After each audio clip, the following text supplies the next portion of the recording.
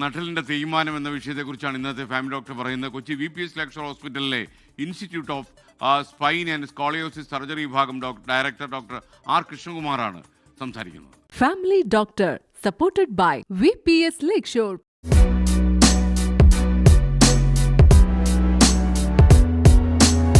സ്ത്രീകളിലാണ് കൂടുതലും നട്ടലിൻ്റെ തേയ്മാനം കണ്ടുവരുന്നത്. അവർക്ക് നട്ടലിൻ്റെ കണ്ണി അകൽച്ച വരാറുണ്ട്, നടുവേദന അതുകൊണ്ട് കുനിയുമ്പോഴും നിവരുമ്പോഴും വരാറുണ്ട്. പിന്നെ നട്ടലിലാണ് ഏറ്റവും കൂടുതൽ സന്ധികൾ അഥവാ ജോയിൻസ് ഉള്ളത്. ഓരോ കണ്ണിയും താഴത്തെ കണ്ണികളുമായിട്ട് ബന്ധിപ്പിച്ചിരിക്കുന്നത് ജോയിൻസിലൂടെയാണ്.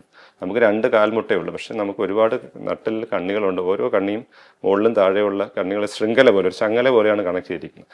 അപ്പോൾ അവിടെ ഉണ്ടാകുന്ന തേയ്മാനം കാരണം ഒരുപാട് പേർക്ക് നടുവേദന വരുന്നുണ്ട്. അപ്പോൾ എല്ലാം ഡിസ്ക് തന്നെ തേയണമെന്നില്ല. ഇത്തരം സന്ധിക്കും ജോയിൻസിനും ഒക്കെ തേയ്മാനം വന്നിട്ടും നടുവേദന വരുന്നുണ്ട്.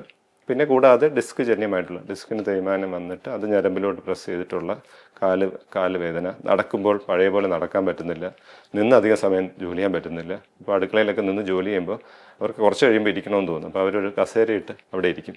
അപ്പോൾ ഇത് സൂചിപ്പിക്കുന്നത് കാലിലോട്ട് പോകുന്ന ഞരമ്പിന് ഊർജ്ജം ലഭിക്കുന്നില്ല, അവിടെ കുറച്ച് ബ്ലോക്ക് ആയിട്ടുണ്ട് എന്നാണ്. അപ്പോൾ ഇങ്ങനെയുള്ള സ്പൈനൽ സ്റ്റിനോസിസ്, ഇങ്ങനെയുള്ള പല കണ്ടീഷൻസും പ്രായം കൂടുന്നതനുസരിച്ച് വരാം. അപ്പോൾ അതെല്ലാം വിശദമായി പരിശോധിച്ച് എന്തുകൊണ്ടാണ് ബുദ്ധിമുട്ട് വരുന്നതെന്ന് അനുസരിച്ച് വേണം ചികിത്സ നിർണ്ണയിക്കാൻ. എല്ലാവർക്കും ശസ്ത്രക്രിയ ആവശ്യമില്ല. മരുന്നുണ്ട്, ഫിസിയോതെറാപ്പി, എക്സസൈസസ് ഉണ്ട്, വ്യായാമ മുറകളുണ്ട്. ചുരുക്കം ചില പേരിൽ അസുഖം മൂർച്ഛിക്കുന്നതനുസരിച്ച് അല്ലെങ്കിൽ അസുഖത്തിൻ്റെ തോതനുസരിച്ച് സർജറി വേണ്ടി വന്നേക്കാം. Family doctor supported by VPS lecture.